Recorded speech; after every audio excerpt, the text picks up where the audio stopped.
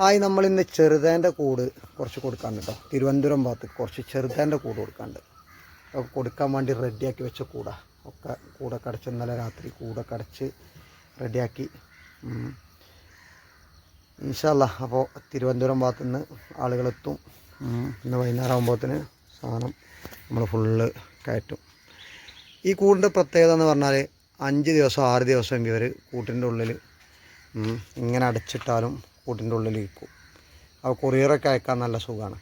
പക്ഷേ ഞാൻ കൊറിയർ അയച്ചു കൊടുക്കലില്ല. കൂട് പൊതുവെ കൊറിയർ അയച്ചു കൊടുക്കലില്ല. ഒന്നെങ്കിൽ ഇങ്ങോട്ട് എത്തുക, അല്ലെങ്കിൽ ഞാൻ അങ്ങോട്ട് കൊണ്ടുപോയി കൊടുക്കുക. അങ്ങനെയാണ് നമ്മളെ സിസ്റ്റം. ഈച്ചൻ്റെ കാര്യത്തിൽ കേട്ടോ. തേൻ വേണമെങ്കിൽ അങ്ങോട്ടും കൊറിയർ അയച്ചു കൊടുക്കും. ഇത് കൊറിയർ അയച്ചു കൊടുത്താൽ നമുക്കൊരു വിശ്വാസമില്ലായി അല്ല, ആളുകൾ അയച്ചു കൊടുക്കലുണ്ട്. പക്ഷേ ഞാൻ അയച്ചു കൊടുക്കലില്ല.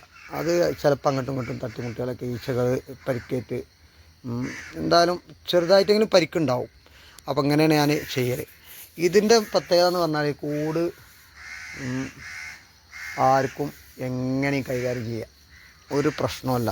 കൊല്ലത്തിൽ തേനെടുക്കുക, അത് കൂടാതെ അതേമാതിരി അടച്ചേക്കുക, വീണ്ടും അടുത്ത കൊല്ലം എടുക്കുക. ഈച്ച ഒരിക്കലും നഷ്ടപ്പെടില്ല. മഴ കൊള്ളരുത്. മഴ കൊള്ളാത്ത ഏരിയയിലാണെങ്കിൽ ഈച്ചകൾ നഷ്ടപ്പെടില്ല. അപ്പോൾ ധൈര്യമായിട്ട് കൂട് വെക്കുക. ആർക്കെങ്കിലുമൊക്കെ കൂട് ആവശ്യമുണ്ടെന്നുണ്ടെങ്കിൽ ഇനിയും കൂടുണ്ട്, വലിയ കൂടുണ്ട്, ചെറിയ കൂടുണ്ട്. പിന്നെ അതിൻ്റെ കാര്യങ്ങൾ ക്ലാസ്സുകൾ, അതിന് വേണ്ട കാര്യങ്ങളൊക്കെ നമ്മൾ പറഞ്ഞു കൊടുക്കും. A മുതൽ Z വരെയുള്ള കാര്യങ്ങൾ ഇനിയും നമ്മൾ അതിൻ്റെ കാര്യങ്ങളൊക്കെ പറഞ്ഞു കൊടുക്കും. അപ്പോൾ ആവശ്യക്കാരുണ്ടെങ്കിൽ വിളിച്ചോളി, സാധനം റെഡിയാണ്.